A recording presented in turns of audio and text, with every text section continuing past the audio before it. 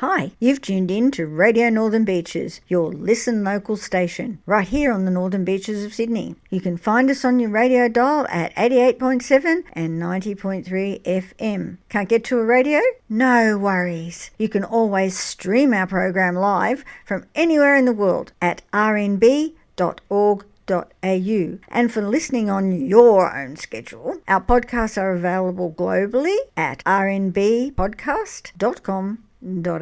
So be sure to follow and subscribe so you don't miss any episodes. Now, here is our latest podcast. Hello and welcome to the Miscellanea Variety Show. I'm your host, Maria Mai, and I'm broadcasting live from the Mundi Mundi Bash, 35 kilometres out of Broken Hill. Today is the first day where everyone is rolling in. We have volunteers, the people that are setting it all up, the vendors, and a few attendees who have bought the 3-day early entry pass. Let me tell you, I've just arrived and it is just so much activity going on, setting up the vendors, the food vendors, and everybody here is busy trying to set up, getting ready for everyone rolling in tomorrow and the next day. And the music actually starts on Wednesday early with chocolate starfish, and after that the official festival starts on Thursday through to Friday, Saturday, and everybody goes home on Sunday. So it's going to be a fantastic festival. I can't wait for it to get started. And if you want to know how long the Mundi Mundi Festival is at, you can go to their website, mundimundi.com.au, and you'll find out all the information. I'm going to interview people behind the scenes before the music starts. So I'll be interviewing volunteers, be volunteering vendors, and all the other marshals, and just so many people behind the scenes, all the logistics that happen to make this beautiful festival. It's one of the biggest festivals in the world. It is absolutely huge. The people haven't really arrived yet, but I can already see hundreds and thousands of caravans, motorhomes, tents, and so forth. So it's just going to be a massive festival week. This is not Woodstock. This is a whole week of fantastic camaraderie, people getting together. Everyone is super happy to be here. Everyone says hello to you. It's just absolutely awesome.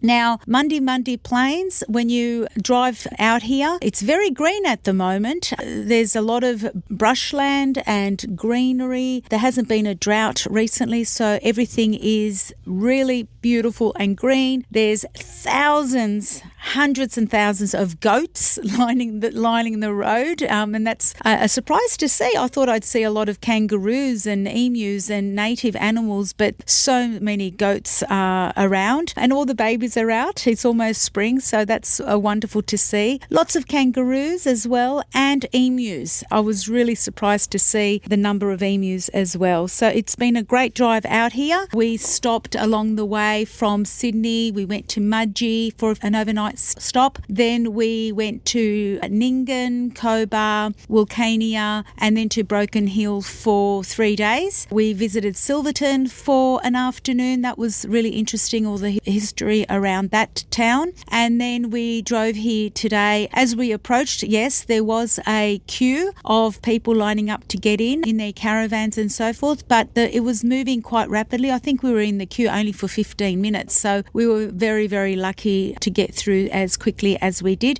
It is quite windy out here right now, but it's okay. It's no big deal. It is the Mundi Plains after all. It's flat land as far as the eye can see, and behind the stage we have the small mountain sort of ridgeland, and behind that we can see the wind turbines. There's a lot of wind turbines up on the hill, and obviously that's going to tell you it's going to be a windy area. I expect that the winds are going to calm down in the next couple of days. The weather is looking to be good and sunshiny, so I'm looking forward to that. And in the meantime, my first purchase was a pair of thermal gloves to keep my hands warm. Everything else seems to be fine, but I forgot my hands, and let me tell you, when that icy wind hits your hands, it makes the rest of your body feel cold. So anyway, I am going to head out to the volunteers tent, and I am set to interview a few people there, and they can give me more information on what it means means to be a volunteer here and how you can volunteer next year.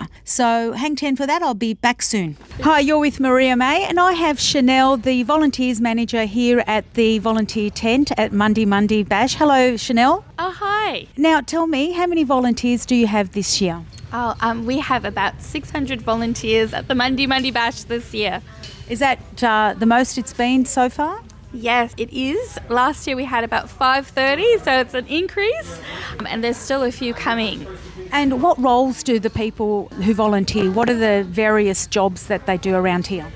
Oh, we've got so many different teams. There's something for everyone. We've got road setup, we've got general setup and pack down, we've got stage build, merchandise, information. There's something for everyone. So where do they all come from? So our volunteers, they come from all parts of Australia, which is really great. So we've got people from Western Australia, South Australia, just all over. And it's just amazing to see them all come each year and have that volunteer community. What's the process? So how do they become a volunteer? Volunteers, they sign up through the website, and on the website there's all these different teams. Once you find something for you, just apply. Our volunteers do about 20 hours of volunteer work. We go through a screening process, so we make sure that you know exactly what you're doing, your shift description, your dates, your times, and the team is the right suit for you. So we go through a whole process. Right, so there's a list of volunteering jobs and you work through that and then you choose what job you want to do, and that's 20 hours for the whole week. Yeah, pretty much, yes. And they've got to have their own rig, their own camping and tent? Yes, they bring their own accommodation, their own food, their own setup, everything, and they get directed straight into volunteer camping, which is a really great way to meet other volunteers as well. All the volunteers arrived yesterday, which is the day before everybody else starts to arrive. How does that work? Tell me more about that. So we have a volunteer roll-in day, a special day where volunteers can roll in before the patrons, and they come in, they camp together. It's really fantastic. Tell me, what do they get out of it? Why would you volunteer at the Mundi Mundi Bash? So our volunteers, you get a festival ticket, you get a merch pack, you get the early volunteer camping, but a lot of them come back year after year for the camaraderie, to meet everyone else, to share their experiences. A lot of the times they don't really care for all of that. They just come to, enjoy them. Make new friends and just be in a team of helping out and doing a wonderful thing, because the Bash does support the Big Blue Day and also the Mundi Undi Run and the Nut Bush and all those other activities that are raising money for all other charities and so forth. Now, where are you from, Shenelle? Where do you come from? So I'm based in the Blue Mountains, Katoomba. We've got a small little team in Blackheath, a bit of managers that all work together to make the whole festival happen.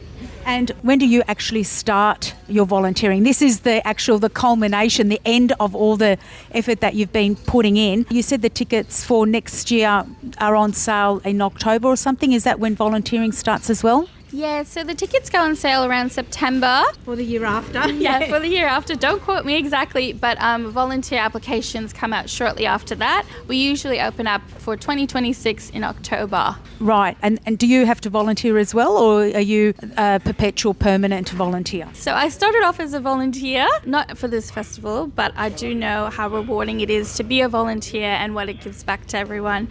And what about the music? Who are you hanging out to see this year? Oh, definitely Cat Empire and Missy Higgins. Yeah, they're two greats, aren't they? Well, thank you very much for talking to us today. I really appreciate it. Thank you so much. Hi, you're with Maria Mai, and now I have Jenny and Wesley. And they're two brand new volunteers here at the Mundi Mundi Bash. This is your first time? Yes, first time. And where's your first time? Yes, it is. Now, tell me, what made you decide to volunteer? I liked the idea of being involved and camping in the outback with thousands and thousands of people, and we had friends that have done it a couple of times, and it just seemed like something quite exciting and something different to do. What about you, Wesley? Yeah, same thing. When we said we were coming, we didn't know anyone else who were coming, so we thought this is a great way to meet a lot of different people and also be able to see the festival and not have to pay. And not have to pay. Now tell me, when did you actually apply and what role did you apply for? We applied as soon as the extra volunteers was advertised, so we were both at work, so we had to ask our boss for a little bit of time out so that we could get on and put in. We had heard that the Dunny Angels was a really fun activity, hard to imagine why, but our friends had said that was a really good fun thing to do and probably one that we would easily get into. I'm actually astounded that the Dunny Angel volunteer job is the most fun job. That is like, wow. Okay, I'm going to interview some of those people next and find out why. What about you, Wesley? Well, for the same reason, because we haven't done it before, so that we're saying that the volunteers will always go for the highly sought jobs, and we thought, well, being first timers, we probably wouldn't get in, so we want to get our foot in the door, so the Dunny Angels was an ideal way of getting in. So is that what you guys are doing then, or you are both Dunny Angels? Yeah. Wow. Okay. So what does that actually mean when you looked at the job description? What is your job? As far as I know, it's sweeping out sawdust when people have spilt sawdust. It's just making sure that it's all stocked with sanitizer and toilet paper, and I believe it doesn't mean cleaning up anything very icky because they've got paid biohazard staff to do that. So I only just found out we may have to clean the chute, which I'm not happy about. They tell you that at the last minute, did they? Yeah, I don't think I read the fine print on that one. So, but everyone I've spoken to keeps telling me how much fun a Dunny Angel job is. Maybe that's the hype to get more people to do that icky job. Yeah, because we thought we'd just basically directing people on how to use the composting toilet, which is just basically a drop pit and just throw some sawdust over the top and that's it. There's no water involved at all. So I suppose there is a bit of spillage of sawdust around the place and just making sure that it's not too messy. That was one of the, I guess, apprehensions when I first decided to come here, is that there are no shower or any water. Got to bring your own water in whatever facility, whatever bottles or whatever canisters you have. And so it's always like, oh, how am I going to do without a shower for a week? Oh my God, how am I going to use the lavatory? Because we're all human. We need those functions. And so it's compost bins, which is very environmental. It's good for the environment and so forth. And yeah, so people are a bit, I guess, icky about that. But this morning I saw all the lineup and they're beautifully painted. They're permanent structures here at the Mundi Bash, and they've got really nice murals. And when I use them today, they're very, very clean. And there's lots of them, isn't there? There's hundreds of them. I believe there's about 40 different toilet blocks. So bound to find a toilet when you need one. I hope so. There's 15,000 people going to be here at the height of the concert period. So you're going to be very, very busy. Has your shift started yet? Our first shift's tomorrow at 6:30 a.m. Oh my God. I know. So it should be fairly quiet around the toilet blocks then, I should imagine. Until midday. So your shift 6:30 to midday, and is that every day or does it change? We've got 6:30 to midday tomorrow, which is Tuesday. On Thursday we're doing about 4:30 to the end, about 8:30 at night, and then Friday I think it's like 11 to about 4:30 in the afternoon. So it's a good trade-off to do some work to get in for free and so forth. And tell me your setup, your overnight setup. Are you in a caravan? We're in a caravan. We're self-contained. We've got a shower and a toilet, which we're trying not to use to last the week out. So we're being very conservative with what we have. But part of the challenge of coming out here was the challenge of being off-grid and conserving everything, and that's the biggest challenge I'm enjoying. Having to do without all the, luxuries of home, which we take for granted every single day of the year, right? Now, one of the funny things that I discovered about you, Jenny, is you're a local Northern Beaches girl from Belrose. How, in all the places and all the people that I've seen today, who's the first volunteer that I spoke to was Jenny from Belrose. Yeah, that is ironic, isn't it? And also that you live in the street my sister used to live in, which is only a small street and nobody's ever heard of it. I know. What are the chances, eh? Yes, I live in Melrose as well. As well. And I hope your Radio Northern Beaches listeners as well. Now, tell me, the trip out here, when did you actually leave Belrose then? We left Wednesday night and just travelled an hour to our son's place up on the Central Coast to drop our dog off, and we just slept in the caravan outside his place. Then we did a free camp just out of Dubbo, and then we stayed in Wilcannia, and then we arrived here. So it was about 2.5 days. Wow, I took a bit longer than you guys. We left Sydney, then we stopped at Mudgee, then we stopped at Nyngan, and then we stopped at a rest stop just past Wilcannia, and then we've had 3 days at Broken Hill because I wanted to check out that town and, have a look at Silverton and so forth. What did you think of the trip coming? It was quite long, but that's all part of it, so that was okay. I played on my phone and got rid of 1,000 photographs. So I used the time fairly wisely, and I never really get sick of the outback or seeing new towns. Is this your first time out to Broken Hill, or is this the furthest west? No, we're out here looking back 8 years ago because we did a road trip with some friends, and so we spent about 3 weeks. We went through Moree, Lightning Ridge, and then out to Broken Hill, and then back home again. We had to race back to Sydney for our son's graduation, and so we couldn't spend extra time. But this time, a quick race out here, and then we're continuing on with our trip, meeting some friends from Belrose. We're going up to Queensland after this. Oh, right. Whereabouts in Queensland? From here, we've got to get to Bourke. Then from Bourke, we're meeting them. We're going up to Charleville, Dalby, and then down back through past Tamworth, then to the coast to Old Bar, then back into about Mudgee, and then back home again. So when you asked your boss for the Mundi Mundi Bash vacation time, it was more than just the week. I actually told her it was a working holiday. Oh, that's great. So, yeah, I'm going to head off to Uluru after this, so I'm looking forward to that as well. Now, what's happening with your food situation? Are you taking advantage of all the food trucks, or did you bring all your own food? We're about half and half, so we thought we might help the locals, and we'll have like one meal a day from the local food trucks. They look like they've got an amazing variety, and the prices are not too bad. Actually, I was really surprised as well. I've already partaken of the fresh pies, and they were absolutely delicious. They've actually got a bakery on site, I believe, and there's going to be fresh baked bread every morning, 6:30 until sold. Yeah, I was very shocked to see the prices. It was only $8 for my pie, and it was delicious. What about the other things that have shocked you? I don't think anything's shocked. I'm just open for anything going. New experiences. New adventures, right? And so tell me about the music side of things now. Who are you keen to see? Well, unfortunately, I'm keen to see Dragon and Casey Chambers, and they're on when I'm on Dunny Angel duties. But you'll be able to hear them. Yeah, the people I work with, I'm actually not into music. I never really listen to music, so it's more just the experience of being out here rather than bands and the music per se. Right, yeah, so you're here for the whole experience and not just the music experience. And what about you, Wesley? Well, I suppose Rose Tattoo and Hoodoo Gurus, at least they're on Saturday night because we've got a whole Saturday free, so we can sit back and enjoy the whole day. And, of course, one of our local performing artists, Leo Sayer, is on Saturday afternoon. Oh, right. He lives around Coleroy. Oh, I never knew that.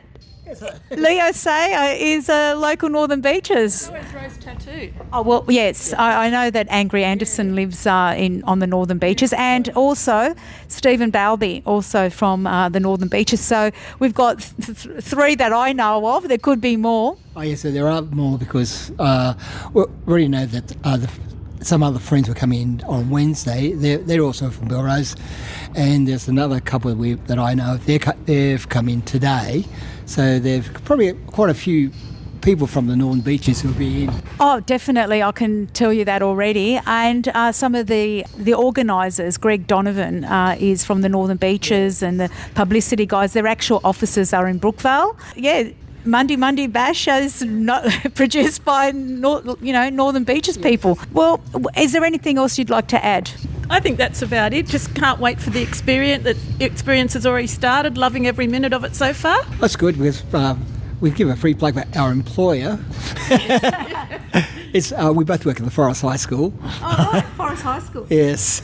So that's what said the office manager sort of said, you're both going away. Well, thanks a lot for your time. I really appreciate it. Enjoy the festival. Enjoy being a dunny angel. Do you earn your wings afterwards? We were meant to have brought wings with us, but we weren't really that organised. All right. Well, you guys take care, and I'll see you around. Say hello if you see me. All right. Okay. Yeah. Thanks a lot. Hi, this is Maria Mai, and I have Suzy, Kitty and Henry here at Road Marshals, I think they are, here at the Mundi Mundi Bash. So, Suzy, tell me all about your volunteering experience. I love it. I love the bashes, all of them, including Birdsville and Mundi, and it's so supportive of all Australian entertainers, so it's just the best. And how many years have you been volunteering? 4. 4. And what brings you back? What is the thing that brings you back? Oh, it's the camaraderie. People are so excited to be here. It's so truly Australian iconic. It's just so much fun. Where do you come from? Tell me which town? Perth? Originally, yeah. Originally? And we brought another Perth person. Oh my God, Kitty. Hi, I'm from Perth and I have just finished my first shift ever at the main gate. Yeah, it was a bit full on and that, but hopefully, yeah, everyone's happy with getting in and that. It was a little bit slow at times, I think because of the mud and people getting stuck, but yeah, everyone seemed pretty happy out there. Except for one little toddler who hated his wristband, but, you know, nothing I can do about that. Okay, as a road marshal, is that what it's called? I believe it's a road marshal, yeah. So what is your job then? Do you have special gloves that sort of, tells people where to go in a nice way? No, there's a man out there with a lollipop, stop and slow, and then there's 9 of us in a row that are checking off people, and that they've got the correct stickers on their car, they've got the correct wristbands, and making sure that they're going to stick together in their little groups, because a lot of people come with not just one vehicle, but one group today was 10 vehicles, so and they all wanted to camp together, so we made that possible. So it's just making sure that everyone's going to be happy and safe and get in okay. That's great. So tell me, you're from Perth. Did you drive all the way here? Tell me that experience. Oh, there we go. There's a new experience. I bought a vehicle a while back, a troop carrier, from a guy in Ballarat, and then I decided that I was going to fly to Tullamarine. I caught the express bus out to Ballarat and then picked my car up on Thursday at 7 p.m. and then done my food shopping and whatever else shopping I needed, and then drove all the way here in the 2 days that I had. So where are you actually sleeping? In the troop carrier, yeah. In the car itself? Yeah. It's a big four-wheel drive with a bed and everything in it.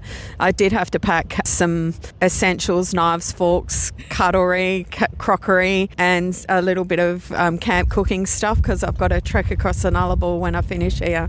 Oh my God, that sounds like an amazing trip. Now, was it Suzy that sort of coerced you to be a volunteer? Suzy and Henry, a couple, and they come to my place quite often in Perth, and they kept on saying, you've got to come to the Big Red Bash, you've got to come to Mundi Mundi. And yeah, because it kind of all the stars aligned, and I was picking up my vehicle not that far away, an 8-9 hour drive away. I was like, it's only a hop, jump and a skip, isn't it? Yeah, it's not as far as the Nullarbor, I can tell you. Now tell me, from a music perspective, who are you here to see? Oh, Missy Higgins, of course. Oh. Anyone else? I think there's a lot of other bands that are really good, like Chocolate Starfish, and I remember good old Roast Tattoo back in the day, and that. Oh. Angry Anderson is a local Northern Beaches guy, and we've got lots of local Northern Beaches people here. In fact, the organiser, Greg Donovan, and his crew are from by Brookvale, so that's where I hail from as well. So do you think that, this is only day 1.5, what's your take on it? Will you be here again? Possibly be here again. Possibly not next year. I'm thinking of going up to Exmouth next year, but we'll see. I definitely am enjoying it, and it feels like a really happy place to be. Everyone seems really happy and like really getting into the swing of things. I think everybody's just excited that they made the trip and they're here and they can rest for a week. Made it vibe. It is. Now, Henry and Suzy, you guys have been here for 4 years, I understand it. Is it always this cold and windy?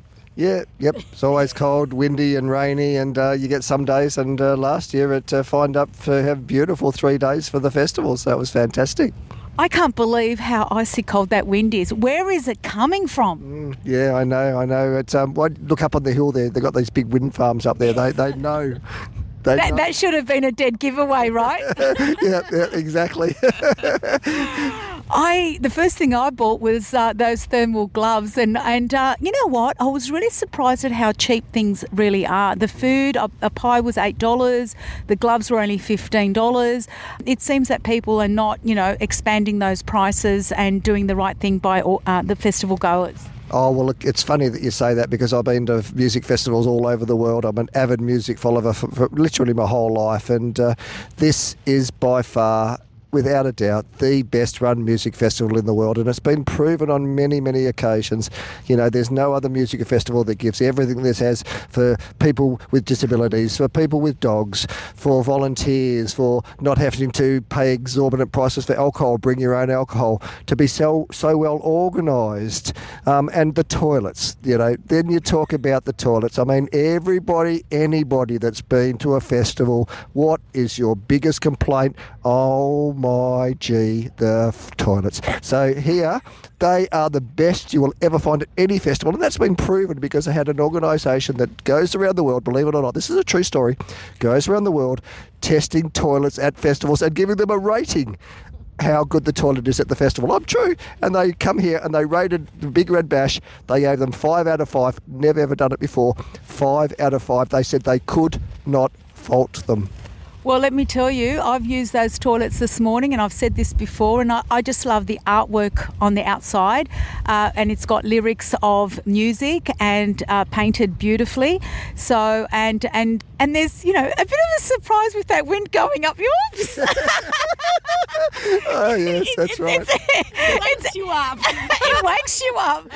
But even all those wonderful things, those facts on the door when you're sitting there, how cool is that? Yeah, it is. So, Suzy, tell me more about where do you and Henry come from? We're originally from Perth. We just decided that life was too short and we should just hit the road and see this most amazing country that we live in.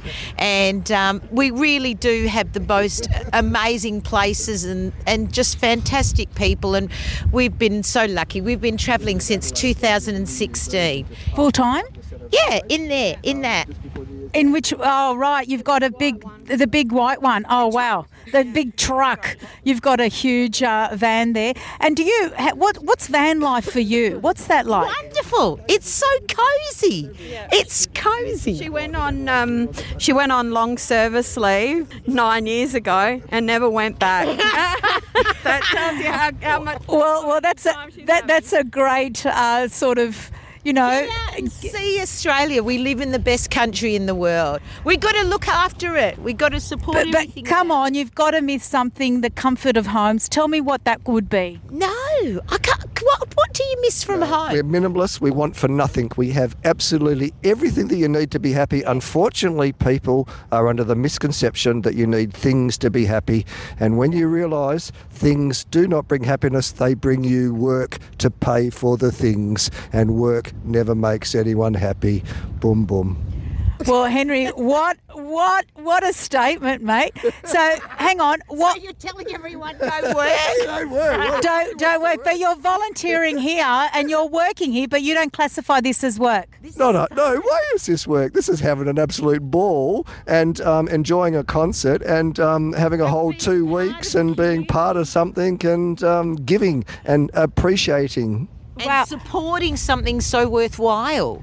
And Australian music needs to be supported. Oh, gosh, yes. I completely agree with you. And that's why I love it so much, because it does focus on, volunteered at Blues Fest, and this is just way fantastic. Yeah, you know what? You said before how well organised, and that was one of the statements that I heard a couple of times, and that was the thing that brought me here, because I don't want to go to a festival where it's just chaos.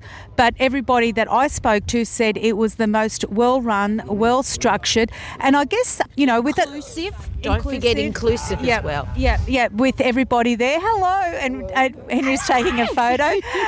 So that was one of the things that brought me, and I've noticed that with the cost of the ticket, it's quite reasonable.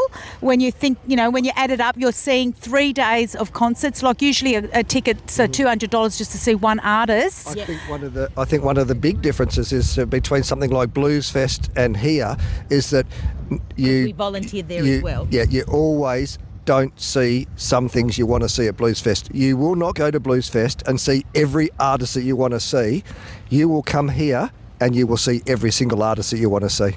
That's a very good point, Henry, because that's one of the things that I noticed as well is Bluefest, a friend of mine from the radio station went earlier this year, and I was told that there's, a number of stages, like 3 or 4, and you have to almost get an algorithm out to work out which concert, which one did you want to see, and you can't see everything. Whereas here it's one stage and you get to see everyone. It's not even that. It is not possible to see everything because you've got 2 separate stages apart and the artist is coming on just after the one that's finished that you have to see or crossing over the one you want to see, and because there is so many people it is not possible to get to the other one, and because it's so poorly set up they've got big video screens outside of the tent so you can see the artist that's playing that you want to see, but listen to this, you can't hear them. There's no speakers. It is so poorly run and so poorly organised that they've got screens, you can watch them but not hear them. So if you want a festival that really gives you everything, this one here. And what about the Big Bash? You went there, the Big Red Bash up at Birdsville. That is unfortunately not happening this year. But you've been to the ones before. 22 was our first. 22 was our first, so yeah, 4 of those, or 3 of those. It would have been 4. So what's the difference between that and here? Do I have to do both, or can I get away with just doing this? Oh, okay. Well, hang on. Suzy's got a very, definitive yes there. Come back, Suzy, and tell me. And I'd say no, because no, they're 2 different focus of events really, because Big Red Bash, it's a different sort of crowd than you have here. Big Red Bash is an adventure to get there. If you're going to take your caravan and your 4 kids and your 2 dogs to the Big Red Bash, that is a mammoth effort. You can cruise here on the bitumen with your caravan and your 2-wheel drive car and your 4 kids, and it's not an effort. Big difference. So coming out to 35 k's out of Broken Hill is not a big effort? It's bitumen all the way now. What do you want? Yeah, it was.